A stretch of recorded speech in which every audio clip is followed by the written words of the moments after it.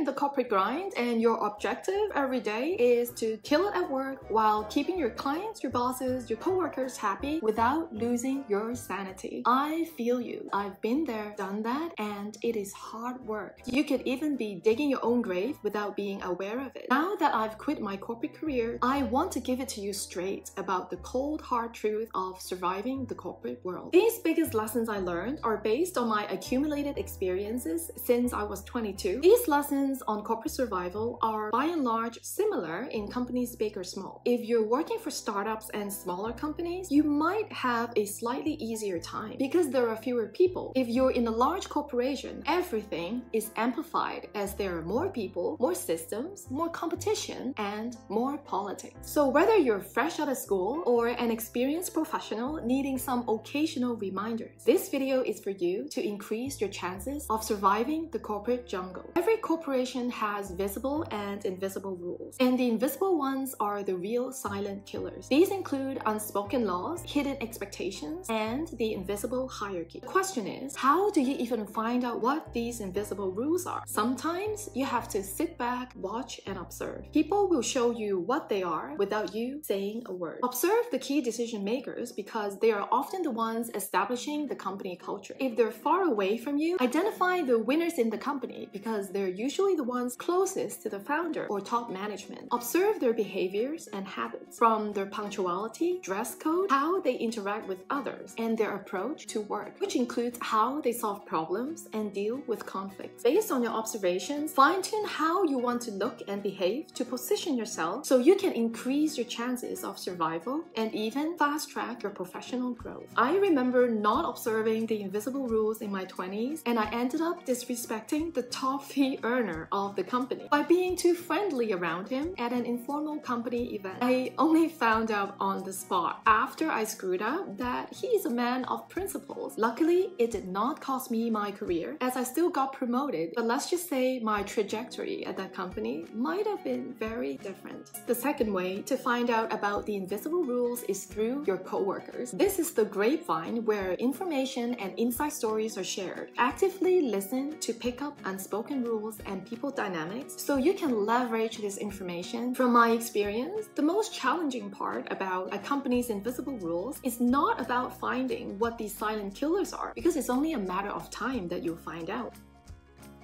But instead, it's about figuring out whether you want to adjust yourself for corporate survival, and if you do, how much to adjust without sacrificing your authenticity and your core values. Because bending over backward for corporate survival may give you short-term success, and it usually does, but it rarely sustains because you will not have inner peace. Learn to advocate for yourself. No one is going to be your cheerleader or fight for your success in the corporate jungle. People at work are not your friends. Sometimes there are exceptions, but they are rare. Advocating for myself used to be one of my weaknesses because I never felt comfortable showcasing my work and taking credit when it was due. It felt unnecessary and awkward because I used to believe that my contribution would always be recognized. I was wrong. Don't be too nice, too humble, or too trusting, believing that your work will always speak for itself and that people will always give you your due credit. The corporate world is a jungle. Everyone is hunting for themselves for survival. There's nothing wrong with that. Just remember, it is essential for you to speak up and proactively demonstrate your achievements and contributions, because not advocating for yourself will only have 3 outcomes. Number 1, missed opportunities. Number 2, being overlooked. And number 3, being taken for granted. By advocating for yourself, you take control to ensure that your work is acknowledged and properly credited. The necessary evil in the corporate world is office politics, and ignoring them will not make them disappear. I'm not asking you to immerse yourself in office politics, but you should at least understand power dynamics to ensure your survival. I used to think that if I just focused on my responsibilities and delivered high quality work, everything would work out in my favor, until they didn't. You cannot exist on your own, so make time to invest in your work relationships and mingle with your coworkers from time to time. Whether it is grabbing lunch or coffee, or grabbing a glass of wine after that client meeting. Because don't forget that you you always have a team and other departments supporting your work. You've got to be sociable so you can build meaningful, supportive networks. It is not only about creating a credible reputation for yourself or having an easier time with your internal stakeholder buy-in. It is also about strengthening relationships so you can collaborate better and make your corporate life a little bit more enjoyable. Learn to understand that the workplace is an ecosystem that needs a bit of your time to maintain, so don't forget to water it once in a while. Understand the difference between gossip and grapevine when networking with coworkers. Grapevine is essential because it is part of the information flow and you want to know what is going on behind the scenes. But gossip can take you to the dark side. Don't try to outsmart your boss. Many people fail at this point, and I know it can be tempting to bypass your manager and show off to the higher ups, thinking this will fast track your career. Even managing directors and CEOs want to outsmart the chairman or the founder sometimes. Most of the time, it doesn't end well. Common sense tells us that nobody likes it when someone threatens their position or authority. So instead of trying to outshine your boss or whoever is directly above you in the corporate hierarchy, focus on supporting them or collaborating with them. Whether you like it or not, they must have something that you don't have to be able to sit in their current positions. Ask for their advice on your work and allow them to add value.